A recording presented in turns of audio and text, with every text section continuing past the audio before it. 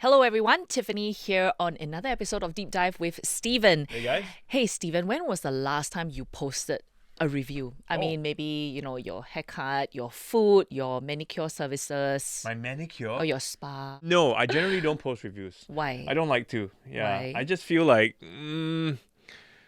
I don't know. It's not a habit of mine. And I actually don't even really look at reviews to begin with.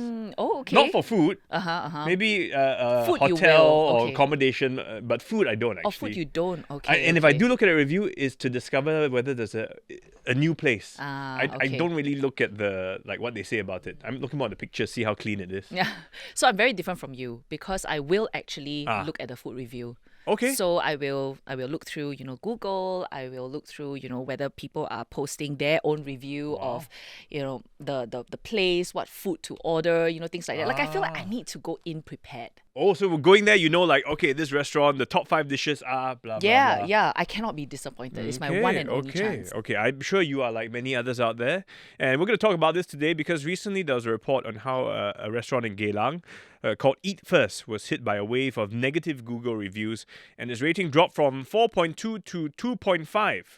Another case at a recent Ramadan bazaar, a business owner put up a sign asking customers to speak to the business owner. In other words, come and tell me. Anything you don't like, tell me first. Don't give me a bad review, Yeah. So... And I think it got us thinking, right? Because we were talking about these two examples, and then we start thinking, what is the state of our own online review culture here in Singapore? Do they matter? And are we as Singaporeans too critical about, businesses? Or is this just how things work online? Joining us today, we have Dr Elmie Nekmat from the Department of Communications and New Media at NUS. Hello, everyone. We also have food reviewer, foodbaby.sg as she's known online, but in real life, she's known as Leong Yong Xin. Welcome. Hello, everyone.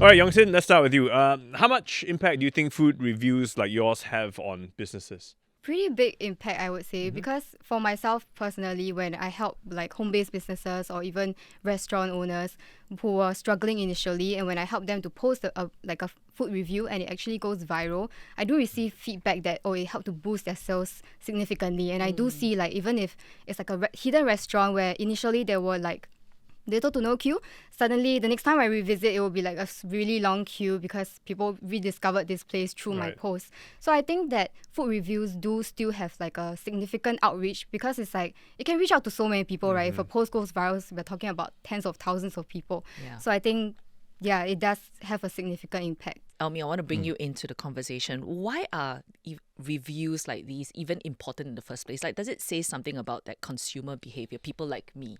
Yeah, I think reviews are inevitable, right? All humans, they need some kind of information to reduce uncertainty, especially when they need to make a decision. It could be food, it could be travel, it could be accommodation. So therefore, as long as there is a need for to make an informed decision, there will always be a need for reviews, be it online or even face-to-face or real-life reviews. Yeah? I mean, if you think about it, in real life, it's just a sense of crowdsourcing.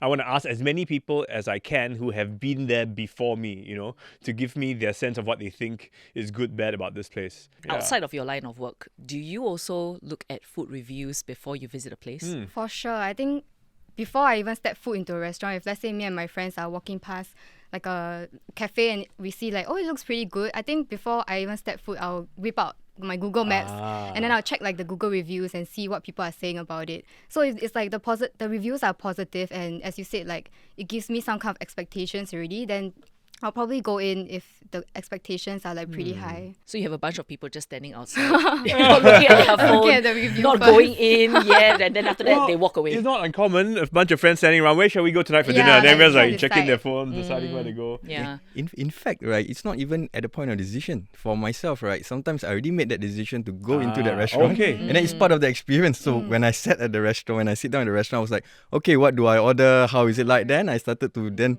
then go to the reviews and go to the website to find out what to order and stuff. Yeah. So the review really does play a part in your expectations. Definitely. So if it's a really good review, everyone says wonderful things, you go in there kind of thinking, okay, I expect good stuff. Yes.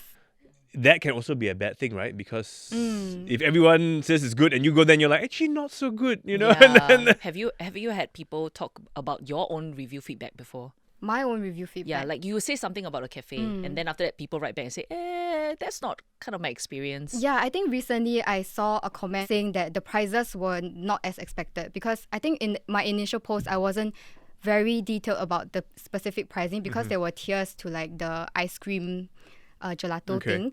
So they did return a feedback and say that my post didn't detail it properly. So then their expectations were a bit mismatched. So of course I did take that into consideration and change my caption to better reflect the prices.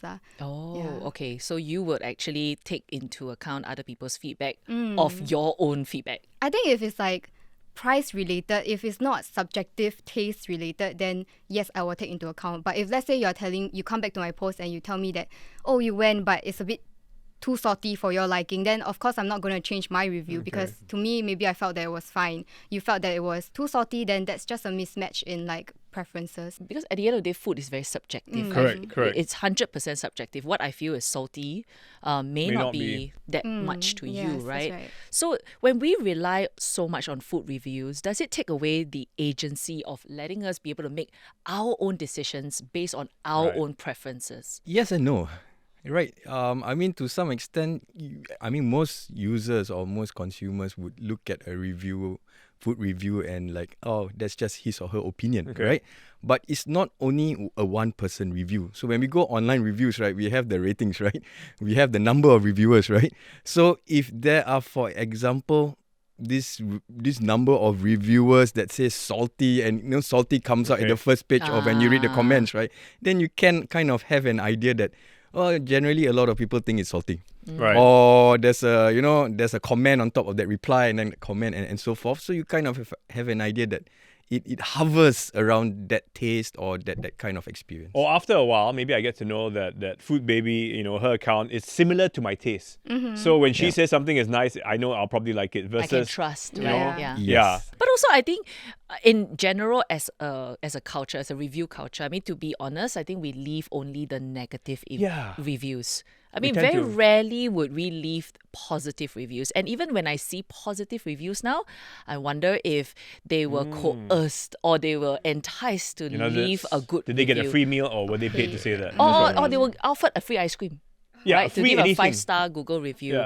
Yeah. So I mean, do we in general as a culture, do we tend to put negative reviews first rather than positive reviews? When it comes to online kind of reviews, right? Generally, negative reviews gets a lot more traction. And that's based on the algorithmic kind of or system that's in place, right? So the negative reviews gets a lot more traction, gets a lot more attention, and then it amplifies, and then more and more people, and then it just grows. But not necessarily that it's all negative. Humans are also motivated to share very positive. So what we get is a very extreme kind of views, very positive reviews, because I'm really happy. There's this server who is really very nice and who really makes my dining experience or my consumption experience really wonderful, and I just want to give a positive comment to him or her, and then I'll give a very positive review. But more often than not, what's lost is the middle balanced review. But then some would say, that's life, what? I'm not interested in the middle band. It's just normal. It's average. It's expected. What you gave me was expected. So I don't need to say that it's good or bad. Yep, you're right. Yep. But therein lies the flaw in online reviews. There it tends to lie in the extremes. Yes. And also, I've seen signs as well that, like I say earlier on, restaurants will put there, if you give us a 5-star Google review and we can check, then we will give you a free ice cream. So it says something here, right? That I don't know whether we can trust whether the online reviews are what they say they are, because I don't know how many people got the free ice cream. Personally, I don't think that is entirely unethical. Really? Why? Yeah, it depends on two things, right? Okay. It depends on the value of the items that you are giving to consumers or the customer. If the value is obviously a lot, it might sound like, okay, I really want that, and therefore I'm giving the review.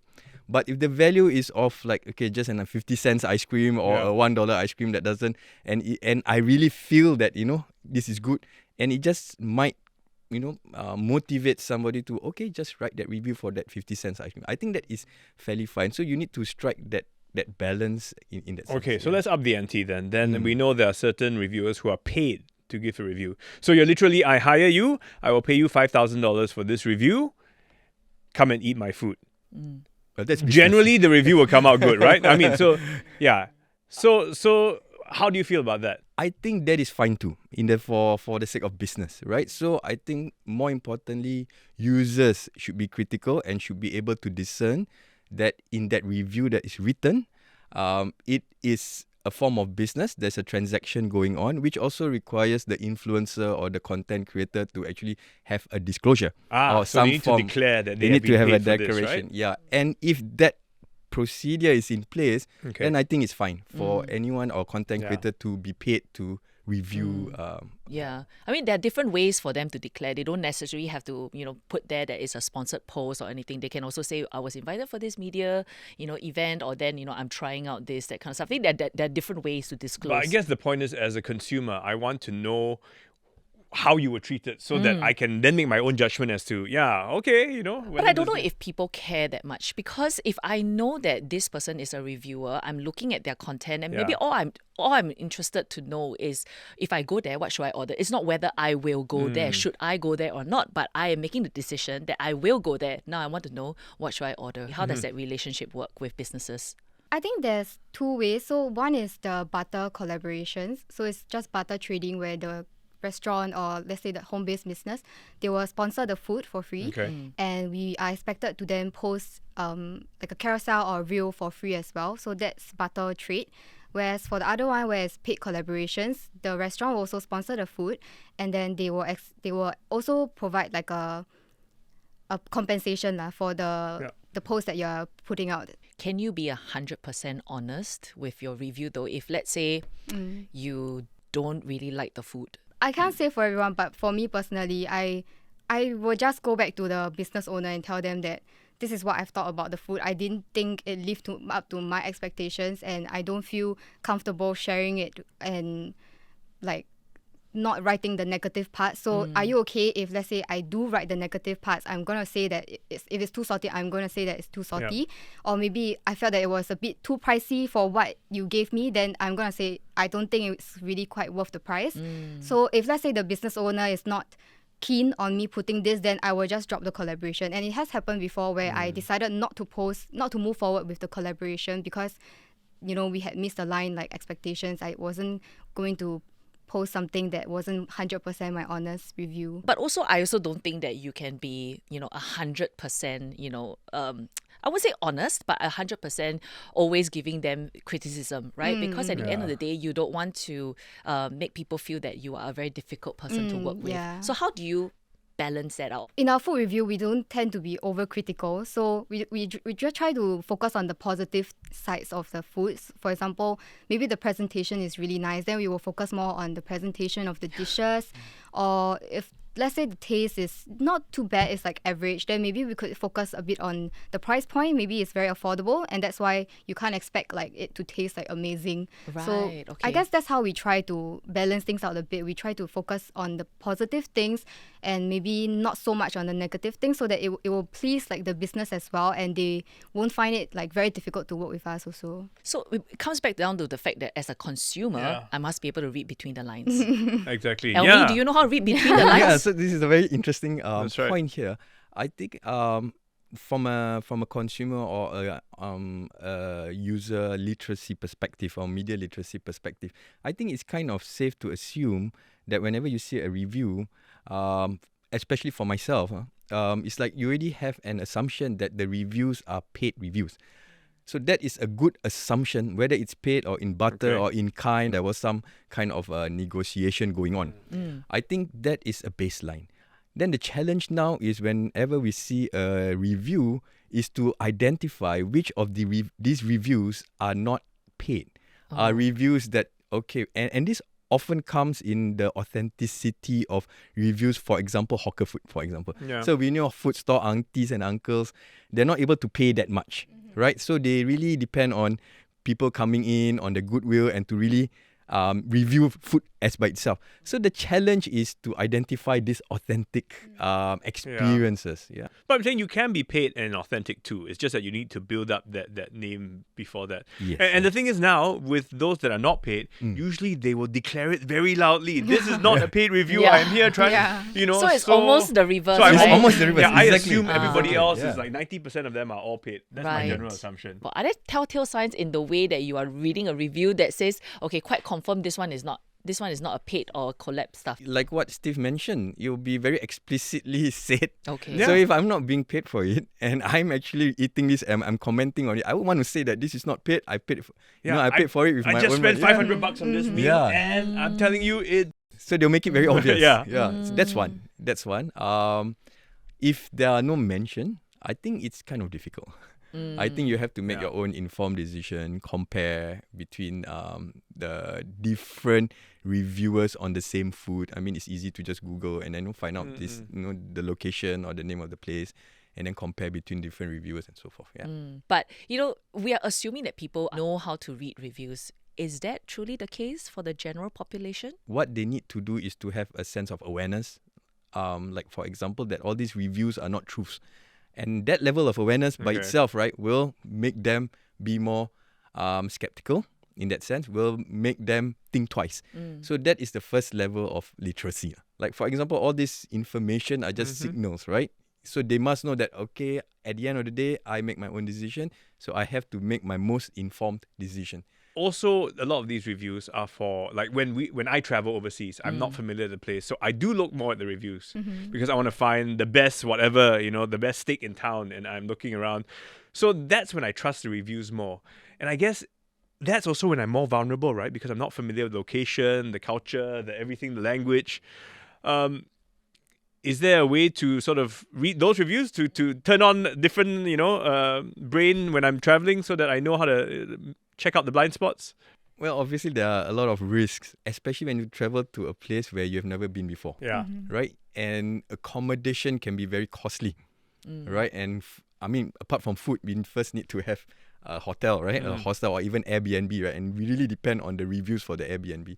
So there is definitely a level of risk. And secondly, we humans, users have a tendency to actually evaluate based on their cost benefit or risk benefit analysis, right? Okay. So for example, right, if this accommodation is $100 a night, which is very affordable compared to a $500 accommodation, then my tendency to rely on reviews and check and verify then becomes heightened, right? Especially when we need to spend a lot of money. So I think it's not very simple and straightforward, but it's inevitable that we really need to depend on reviews. So you're saying when the risk is higher, then you will depend more on your reviews. Not only depend, you will go into more elaboration, more evaluation of the reviews. Yeah, I want to verify it more. I want to verify it more. Okay. Yeah. I mean, same thing. If I'm going to a fine dining restaurant where it's $500 a hit for the meal versus $10 a hit for the meal,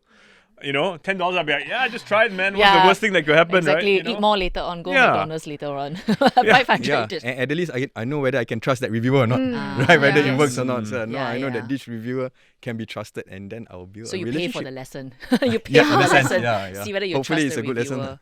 Okay. I mean, the other thing I want to bring up as well also is the idea of malicious reviews, right? The rating bombs, the ones that they can suddenly plummet a 4-star review into a 2 something, right? So what are the telltale signs that this eatery or this establishment is getting rating bombed? No, I think the recent one was the first time I saw it happening, where people who have never even dined in before started leaving like 1-star reviews just because of this piece of news that went viral, right? So it was quite shocking to me also to see. So does it usually come is because people feel a sense of injustice, or is it really paid? Actually, why is the malicious online bombs? community like that? When we talk about our conservative culture, right? More often than not, we are less confrontational face to face. So we do not want to confront anyone, especially like restaurants face to face, if we have a problem. Right. But we might take it out online. right? But even so, we might not necessarily take it out online. But when we see other people corroborating what we feel online and it's going viral, then it's like, okay, fine, since there's a distance and I'm just corroborating, it's not my own opinion. There's a collective consensus, and I'll be more likely to then share my opinion. Of course, this could all be altruistic. Right? In that sense, this is not because I want to bring it down, but everybody's feeling that way. So I'm chipping in my voice to save the general consumer, for example. So there is some level of trying to inform in that sense. So that's just one explanation. Okay. Unlike other countries, we don't actually have a culture where people would buy malicious bots to review bomb people. Because I've heard of it overseas, but I'm just wondering whether have you heard of it happening here in Singapore, where people actually buy these bots? I think this really depends on the platform itself. Yeah. Whether the platform implements certain technologies or certain systems to actually identify such bots and fake reviews by identifying patterns in language usage or by identifying certain account patterns and so forth. But even then, it's almost impossible for platforms that uses AI to actually eradicate all this or to remove all these reviews. More often than not, they assign weights into such reviews or such accounts and so forth. Yeah. So in the case that they do not eliminate or remove accounts that are real, right? So they assign weights and they up rank or down rank certain information. But you can never be 100% sure. I mean, it's just like buying likes on your social media account. Yeah. One thing you can be sure about, that if there's a good steak, I mean, I love steak, it's a good steak, right? Because steak puns are a rare, medium, well done. I had to sneak it to you. To me a while about it. Yeah, I knew it was coming. Just to wrap up, how can we, ensure that we, as consumers, give an authentic review? Would you recommend for us to approach the restaurateur or whoever it is directly, like what you do, and say, okay, this is a little bit too salty or whatever? Or should we just say, you know what, maybe no need to rock the boat, and maybe I'm only going to highlight the fact that, like, if there are rats, then I inform other people lah. But then maybe be a bit loosey goosey with my salt problems. Otherwise, it's like almost a checklist. Every restaurant is graded based on the same 10 things. I think individuals can be a bit discerning themselves, like based on what restaurant they're at. For example, for me personally, if it's like a local restaurant or like a home-based business where I know that they are really probably struggling to make ends meet, right? Then I'll probably at least exercise some graciousness on my part as much as I can to tell them first that, hey, I don't think your food was very nice. And it's not just me, my partner or my friends also had the same feedback. So maybe there needs to be something done about this food menu item. And if, let's say, they give me favorable response and tell me that, okay, they're going to work on it, then that's great. Then the next time I can probably come back and see whether like the changes are made. But I think if it's for like big restaurants, probably there's no need to exercise that much caution with them. Elmie, would you recommend that, whatever it is, see as a public service and still, if it's bad, we see it as a public service and inform everybody for the greater good? Or should we still, do our little feedback form right into people? I agree with her. I think reviews are important part of our consumption and our democratic nature of information.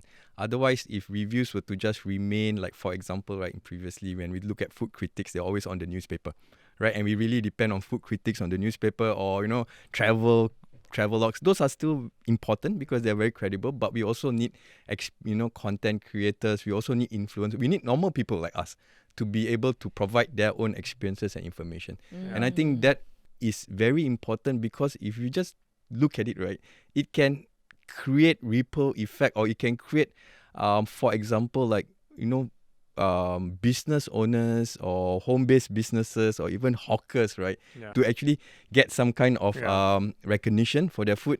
And with that kind of recognition or even virality, gets to grow their businesses. It really boils down to the consumer who actually is facing the information. I believe we can never take anything online as the truth, especially when it comes to online reviews. They are very important signals, right? They are very important data points, especially in today's AI age, right? The AI itself, AI technology are summarizing and ranking. And so we need to understand between rank, like what you kind of mentioned, where there's objective criteria, as compared to a bit more subjective and opinions kind of reviews. So there needs to be some kind of a differentiation.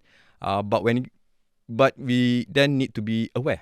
We need to be aware that when it comes to opinions, they are just signals, they are not truths. I think it's a good point. So just signals along the way to help you make a more informed decision. But actually, I feel that we should just be more compassionate. We should just talk to the business first.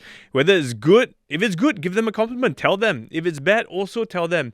It's only when they react a certain way. I've complained before by writing an email to the main office or whatever when the attitude of that person or the manager or what is really bad. Then, but otherwise, I'm. You know, when Elmie, you were bringing up the point about how democratizing the information, I also think about the fact that while it is no longer in the hands of a few, I also feel that all of us now armed with a mobile phone. I think we need to be a bit more responsible, right, with the way we review stuff. That's where, you know, it's going to be hard because, you know, when we are behind a screen, it's easy to say a lot of things. Yeah. And we are a bit of a complainer society. Yeah, we are. Unfortunately, So, I mean, I hope that after this discussion, people will be more informed as to how to properly read their reviews. Again, just treat them as not the truth, but a signal on what to order, whether to dine there, you know, things like that. Yeah, we are done with the chat, but let us know what you think. I mean, we all love to eat our food. We all love to check the reviews and see who's saying what. Yeah. But, you know, next time you do it, look at it a bit more carefully. And if you think we've missed something here on the podcast, jump in, drop us a note. We'd love to hear from you. But otherwise, that's it for this week's episode of Deep Dive. Bye for now. Bye.